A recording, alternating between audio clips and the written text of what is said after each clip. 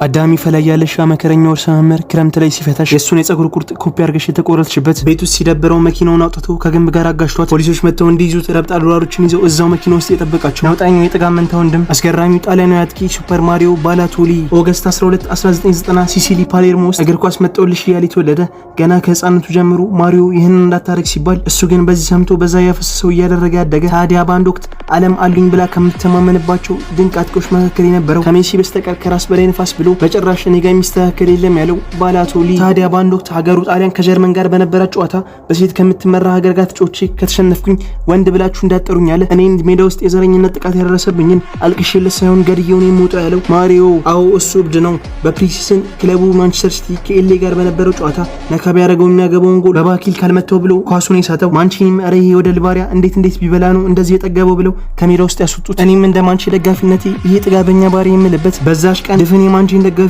ጨጓራ ልጦ ጎል አግብቶ ሆይ ኦሎ ኤሲም የሚለውን ቲሸርቱን ያሳየው ኳስን አይቶ የሚያክሰው ስለ ጸባዩ እንጂ ስለ ብቃቱ እንከን የማያወጣለት ጣሊያናዊ አትንኩኝ ባይ ሱፐር ማሪዮ ባላቶሊ ባርዋ